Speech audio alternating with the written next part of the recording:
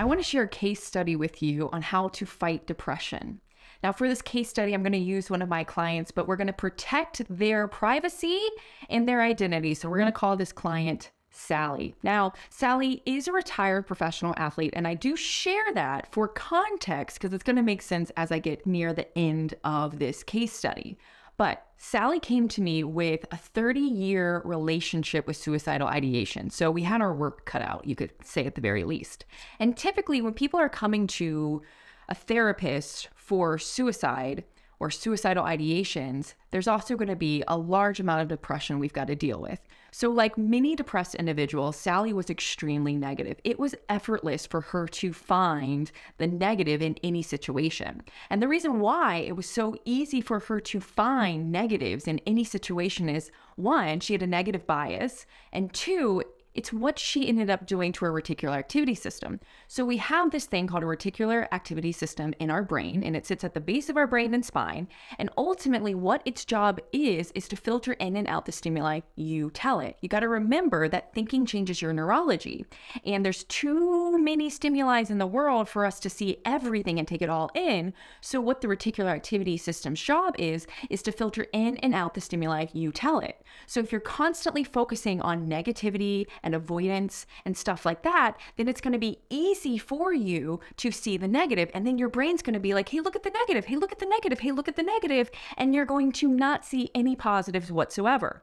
And so I just share that to kind of start to bring depression and the way it changes our brain just a little bit into like a full picture at the eagle eye view.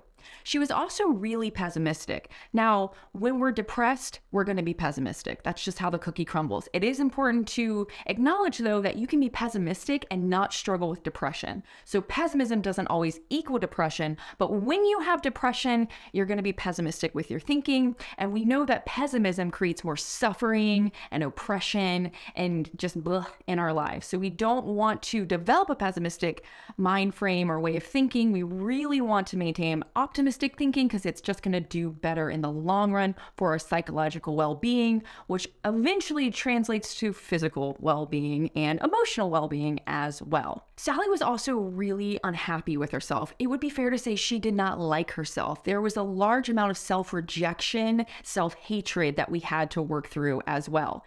And she was suicidal.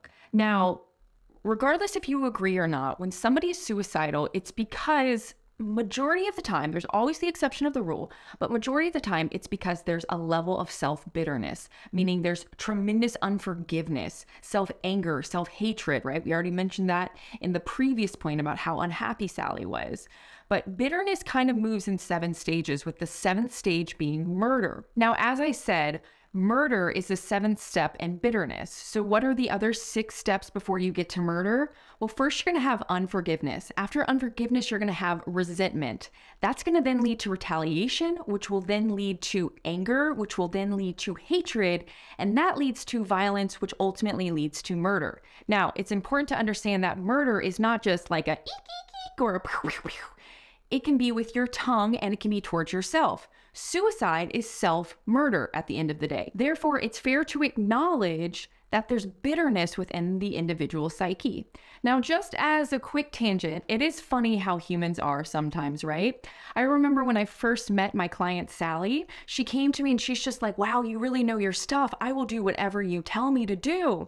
And she sits down in my office, and for the very first session, she's like, just tell me what's wrong with me. Now, here's the issue. When you tell someone what's wrong with them, they're less likely to do anything about it, let alone agree.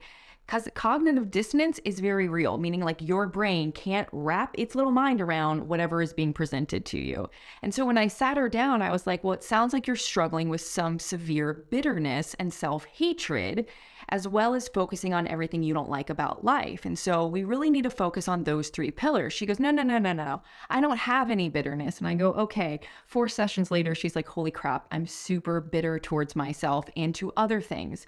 So please understand that bitterness hopelessness is very, very destructive. It's been linked to cancer and other sicknesses, because you have to understand that when we have physical ailments manifesting, it's usually, not always, but usually due to something in our psychology that's connected to emotions that have been unresolved, right? So it's really important to deal with psychological wounds, soul wounds, as soon as possible, as well as learning how to give grace, how to love unconditionally, and quickly forgive, because you know what? We all make mistakes, we all mess up. But coming back, so if you're multitasking, come back to me.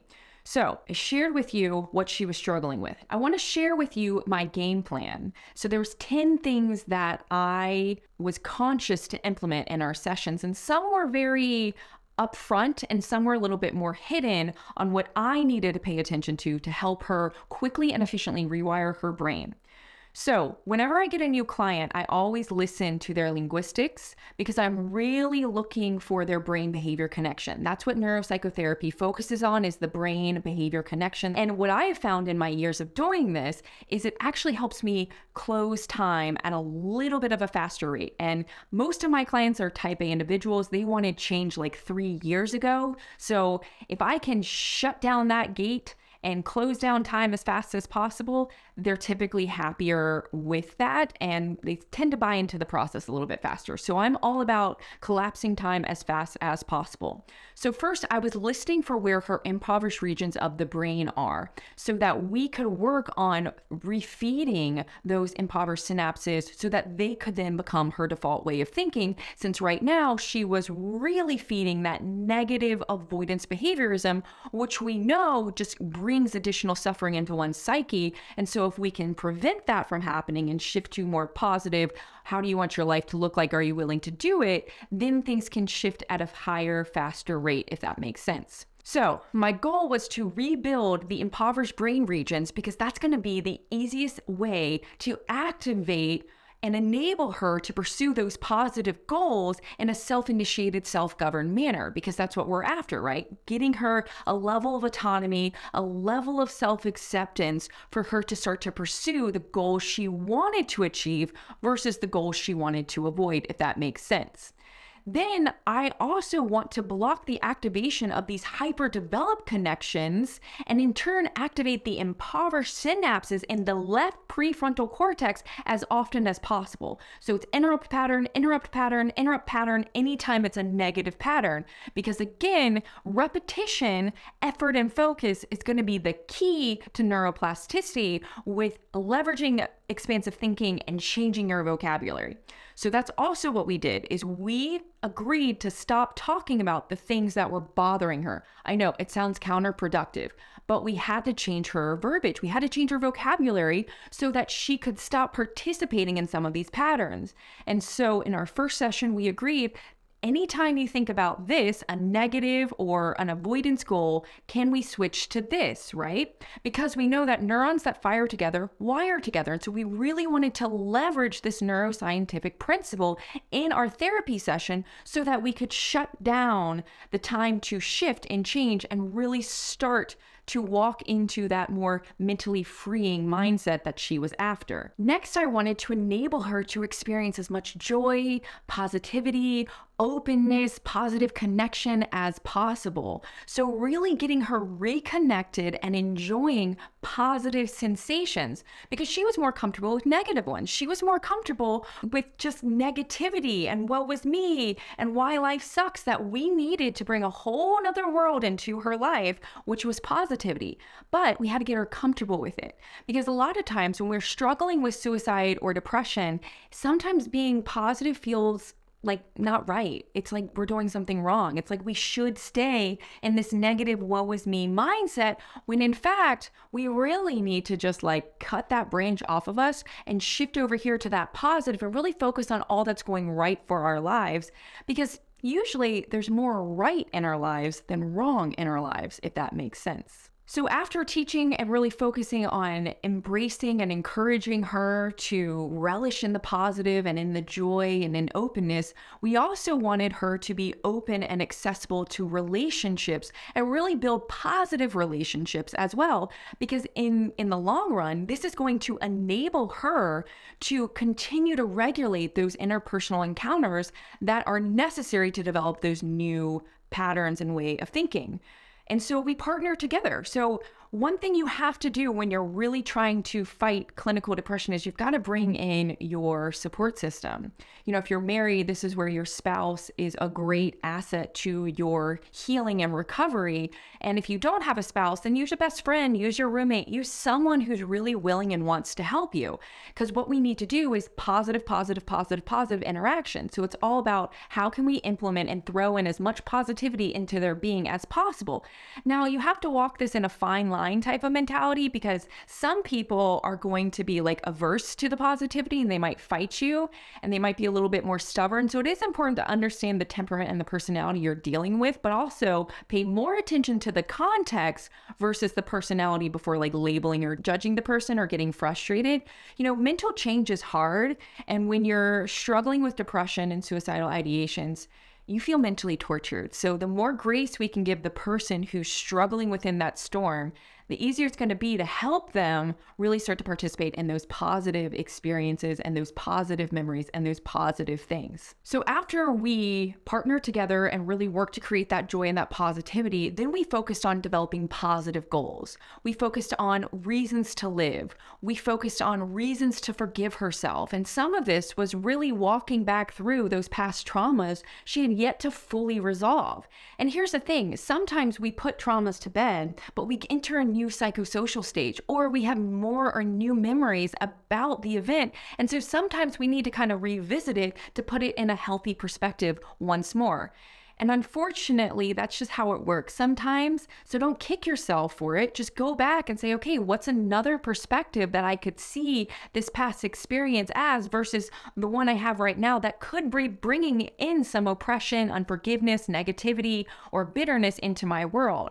Remember, there's always more than one perspective, and there's always more than one meaning we can make out of things. So we really want to leverage that expansive thinking in these situations, and that's what we did. And speaking of different perspectives, we leveraged that. We practiced the different perspectives she could have when she was struggling with suicidal ideations or when she was struggling with her depressive thinking.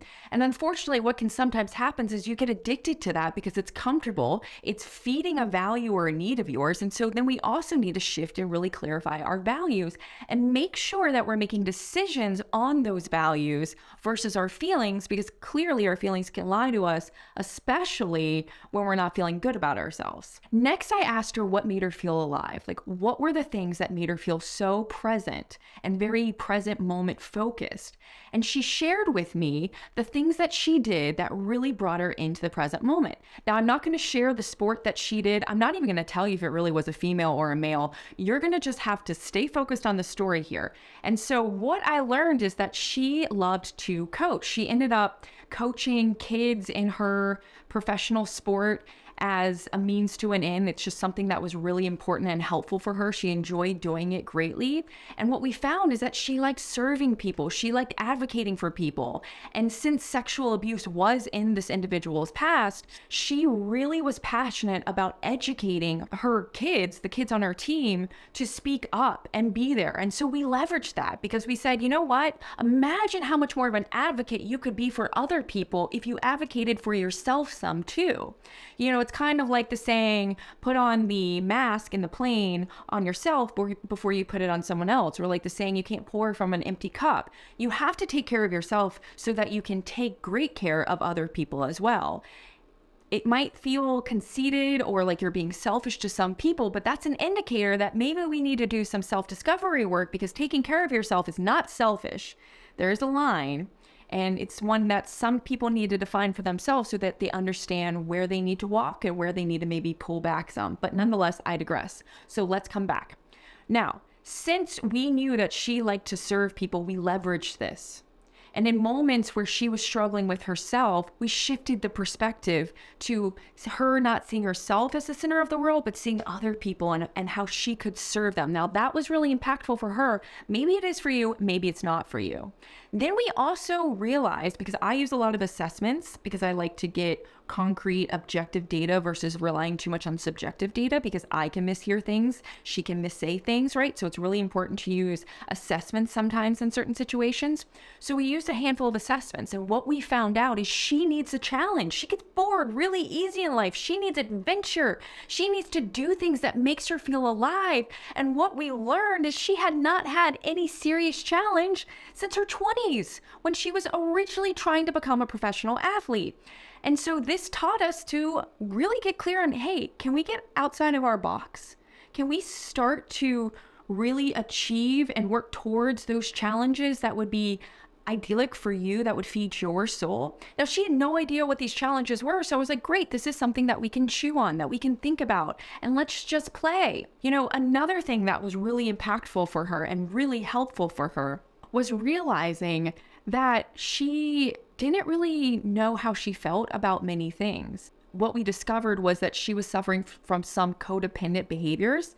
And when we struggle with codependency, it's very normal and quite easy to ignore your needs, your feelings, your desires to serve someone else and to do what someone else wants. And so you won't speak up so much because you don't want to offend someone. And so we started to navigate some of the mental beliefs and blocks that she had. For instance, she struggled with fear of man. Fear of man manifests in people pleasing, which means you see man as your judge. You see man as the one that validates you or confirms your identity or not, right? Understand that you are fully worthy regardless of anybody agreeing or disagreeing. Your worth is a constant, and no human really gets to tell you if you're worthy or not, because it's really just a subjective opinion in that case. And so we taught her how to implement boundaries, how to check in with her feelings, how to make sure this is the direction she wants to go.